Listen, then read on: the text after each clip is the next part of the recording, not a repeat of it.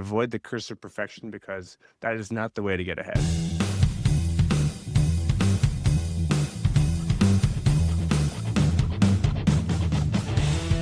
Ryan Ross, thank you so much for joining me. One thing hit me. I didn't truly appreciate how tough it was training for a triathlon. I never fell in love with running later until I ran into Mark Sisson and changed Okay. the way that I started to train. But the moment that it really hit me, Ryan, is I just assumed an athlete was an athlete. When I saw Lance Armstrong, who is arguably one of the greatest cyclists that ever lived, Sure. when he ran in that marathon, it almost killed him. I could see his face, and I mean, Yeah. it dogged him. And I thought, my God, these triathletes, they swim, they run, they bike.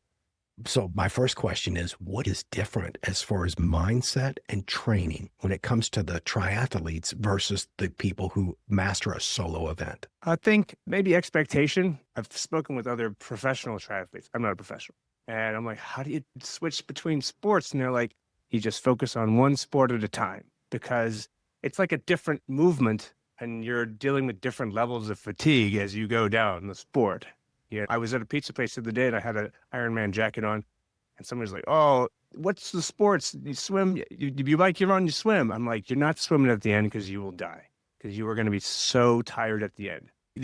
In the long distance endurance athletes, it's the expectation of how long you're going to be suffering and the ability to train yourself to suffer for that long.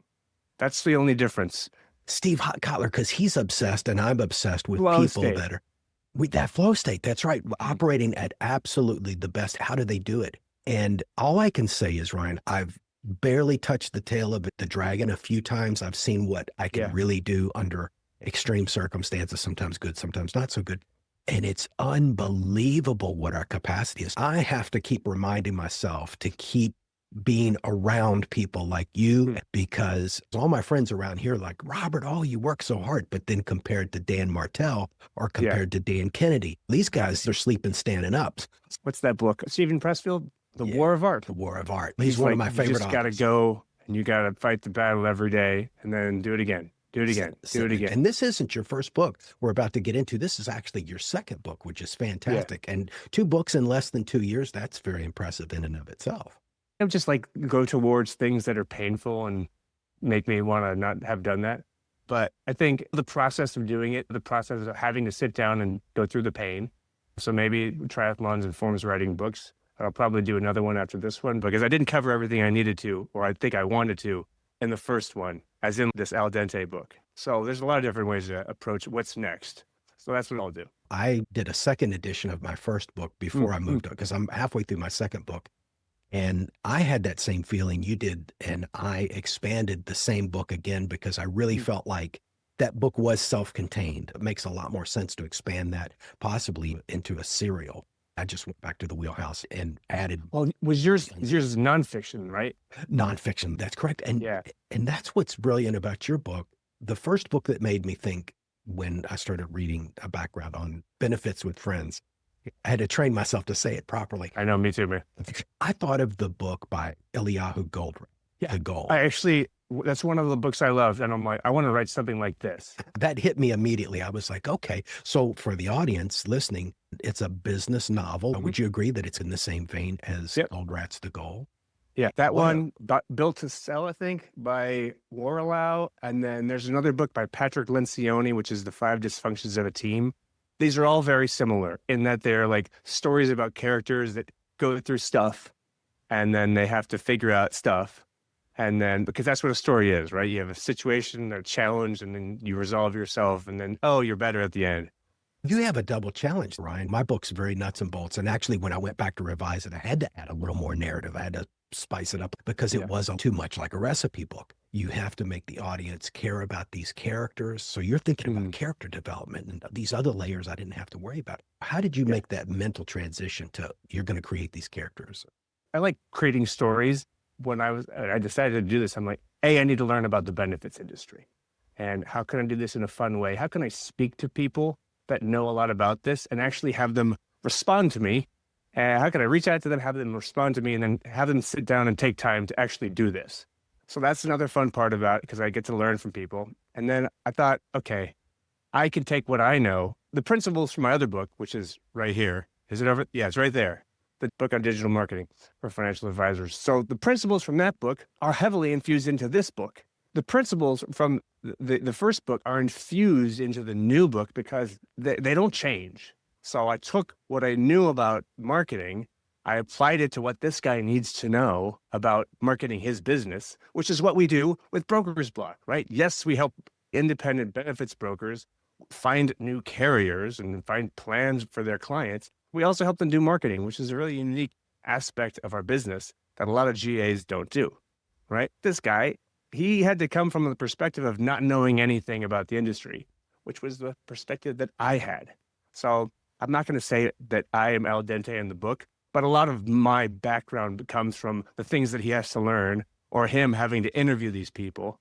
So I wouldn't say it was like a huge mental leap, but I had to figure out how to incorporate the things that he learned in different ways, right? One of the contributors, she's like, hey, we need to adjust this. I had to infuse all these learning situations into the book by having him consume media in some format. Or maybe there's one situation where he's at a bowling alley. And he's at a bowling alley for a very specific reason. And that's because one of the people I interviewed was talking about how level funded health plans is like having the brackets upright at a bowling alley. So I'm like, oh, they're going to be in a bowling alley now. But that's a cool bowling alley. This was the cool thing about this book. I could take these situations and craft a narrative about that would make it memorable and fun to read. I needed to make it fun and engaging. It was actually more fun than I expected, but editing is much harder.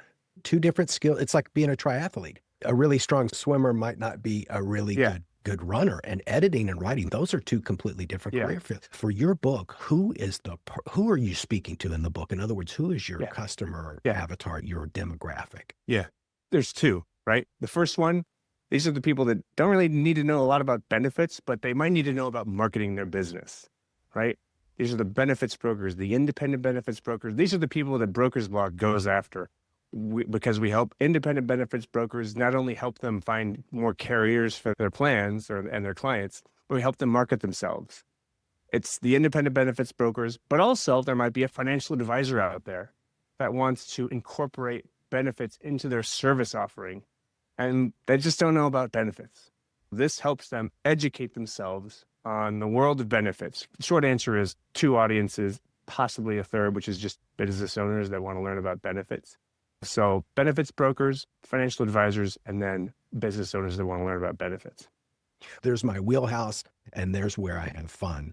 But if you could get it down to, as far as Broker's Block, when somebody comes to you, which person are you able to move the needle for the most? I'm not saying your favorite type of client, but the one that you can really supercharge. But any benefits broker that's not at a huge house, if their clients have very traditional plans at what it's called a BUCA, which is a Blue Cross Blue Shield, that's also considered Anthem, United Healthcare, Cigna, or Aetna, if they have plans there that they want to figure out, okay, we need some more competitive plans, right? There's a huge long tail of carriers out there that are trying to figure out ways to get into the market. They don't have the institutional just rigidity that a lot of the large players have. These are the ones that advertise on TV, right? They got big marketing budgets. They've been around forever. Those are the BUCAs, right? But for the long tail, the innovative carriers that need to be a little bit more competitive, we give brokers access to those carriers, and we do that really fast. We're independent, so we don't have any overlord to answer to. We are not anti-BUCA. We're just non-BUCA. And that actually, we talk about that in the book because one of the characters in the book, he's the founder, right? And he talks about the differences between all these things. So I get to incorporate that into the book, which is really cool. And the names you came up with, Ryan, hilarious. Al Dente, which is one of the characters. Oh, yeah. I was like, what's the most intense name I could have? But I like a good pun. And I've always wanted, so Bobby Flay is a chef. He's been a chef for a long time. I'm like, his wife's name should be Souffle. So I made it a character Souffle, but it's not Flay. I didn't want to run into like copyright issues. So I made it Fillet, which is a nice steak as well. His mentor, Al's mentor, I'm like, maybe we'll make him Sir Loin, like Sir Charles Loin. It'd be weird to have just some random dude named Sirloin in X town, America. There's no towns in this. I tried to make it like anybody could be like, oh, he's obviously in this town. His mentor's name is Porterhouse. And there's a couple other names in there that I just had such fun writing and developing the names for. I would just walk around my house and make it really funny. Oh, another one. So Mark Cuban is really big in the healthcare space right now. Right. He's big on PBM transparency. If you don't know what PBM transparency is, it's like pharmacy benefits. We actually did an interview with Mark Cuban on this topic. I was talking with my wife and I'm like, we should have Mark Cuban in this. Maybe we'll change Mark Cuban's name. She's like, it needs to be Mark Panini because panini is also a tasty sandwich. Mark Cuban is way better for SEO than Mark Panini is. So I had to cut Mark Panini out and it's all Mark Cuban. And hopefully he agrees and reshares it or something. But because SEO definitely needs to figure into the book. Obviously, there's pros and cons to this. So everybody would try to get on Letterman or Oprah. And now it's, I feel like now the way you get your book out there is doing right now what I'm doing, which is podcasts, right? That's right. Or if you have your own channel, that's what you do too. Because that's how a lot of these authors, their main thing might be the podcast. And after the podcast, you get a book, right? That's right. Gary Vee is a really good example. He's got Facebook, and he's got Instagram and TikTok, and maybe he'll sell a book to you every 2 years. But platform is so important. And now it's a platform game. And if you can develop an audience on a platform, this is one of the things Al Dente learns. He's like, you got to be on LinkedIn because this is where the audience is. That's right. And this is where people discover you, because we'll probably put this on LinkedIn. It's going on YouTube, which is the biggest search engine for podcasts, surely. But being able to distribute the message to the audience that you want to reach is way easier now. But it's like, okay, how do you really focus and do it there?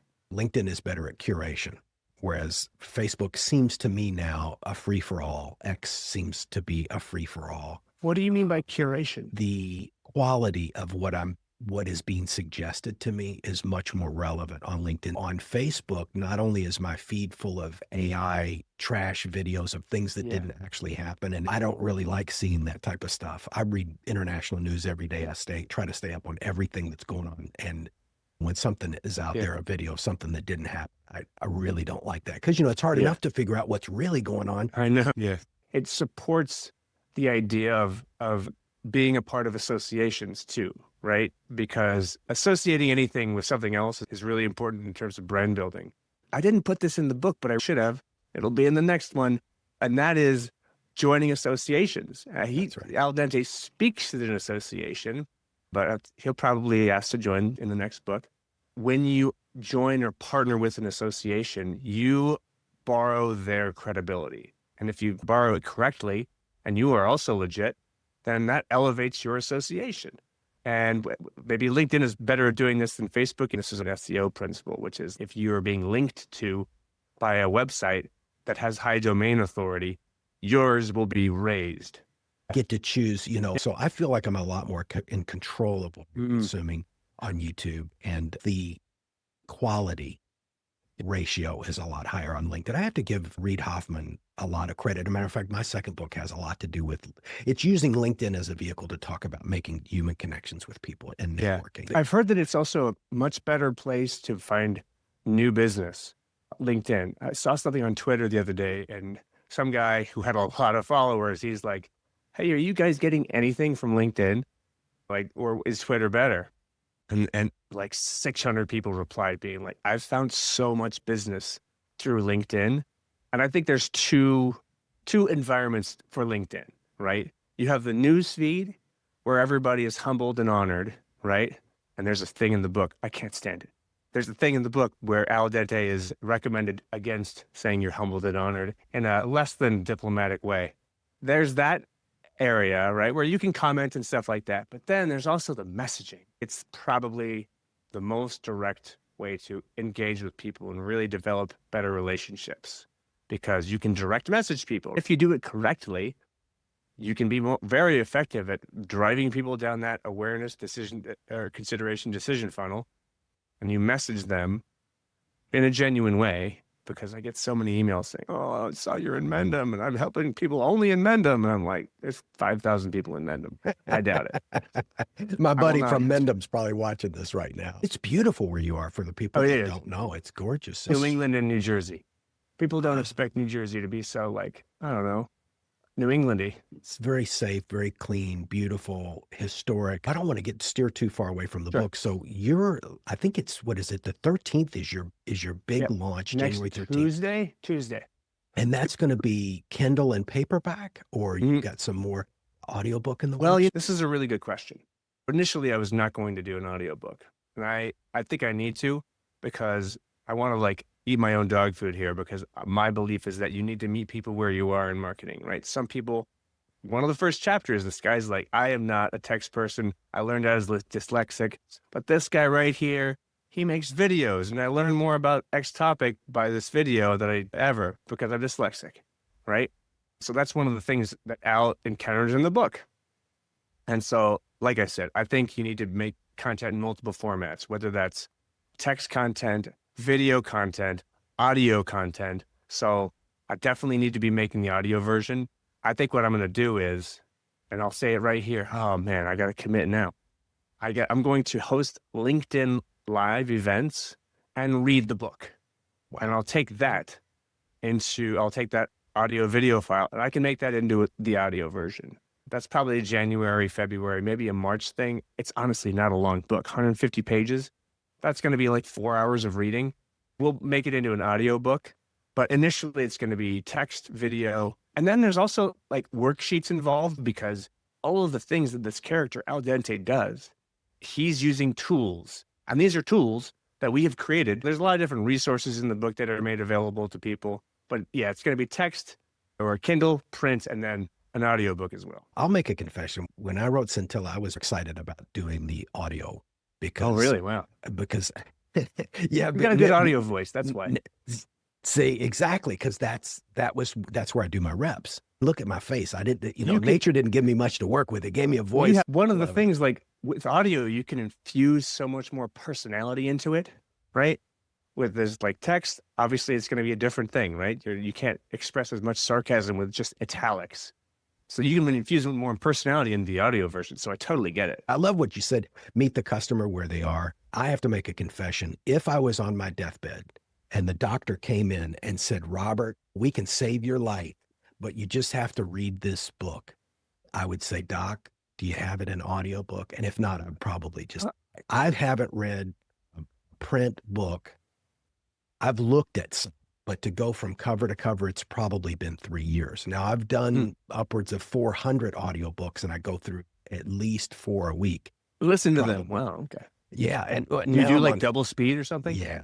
Of course. My sister does that too. I can't hear it. But I'll go back and re-listen though. I can tell by the way you talk, you consume quite a lot of books too. And you brought something up earlier that was very important. The principles don't change.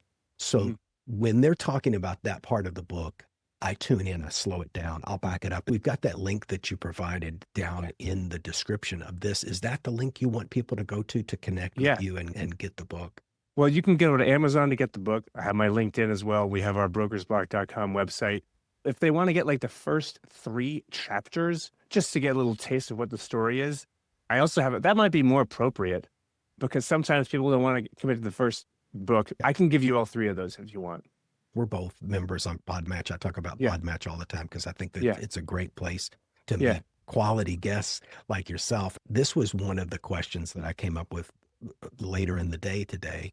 People pursue perfection wrongly. Like they're wasting a lot of time trying to come up with the perfect idea. So we talk a lot of minimally viable product. Sure. I always say, just get it out there, because what you're going to be selling 5-10 years from now is going to probably be it's going to be way different than right now. So it's fleeting. Riff on that. Yeah. One of the principles in this book was this guy's dad. He was a perfectionist. He did some things very well, but that probably prevented him from doing a lot more business because everything had to be perfect. The general concept of the book is you need to be able to put your best effort forth until the time to hit send happens, because the plans are going to change. The audience is going to change. They're going to need different things. The curse of perfection, which comes up in the book, don't let that prevent you from just moving forward, or you're not going to go anywhere. Elon Musk has a really good concept of this, which is you need to have a high decision velocity. Maybe I said high decision velocity, but like 20% of the decisions you make are going to be wrong, whatever. But if you can make enough decisions, you're going to make progress towards whatever you want to be doing. And you can just fix the things that didn't work later on. If you're waiting for 100% perfection every time, you're never going to make any progress. You're going to be left behind. Competitors are going to get ahead of you. So I would say avoid the curse of perfection, because that is not the way to get ahead. Thank you so much for saving me on that, because it was a clunky question, but your answer was brilliant. You got to be practicing actually doing that, because if you're not, you're going to be going the opposite direction eventually, because there's going to be a current or something like that, and you're going to get kicked in the face. You will get kicked in the face, but you got to look up eventually to course correct. That's just a part of everything. Ryan, was there any questions you wish I'd asked or anything I left on the table? This is awesome. Brian, I hope people connect with you, get a copy of your book. And when you do the audio book, I've already followed you on Amazon, by the way, and I encourage other people to do this, because that way, every time you release a book, I'm going to be notified. Appreciate that. Thank you.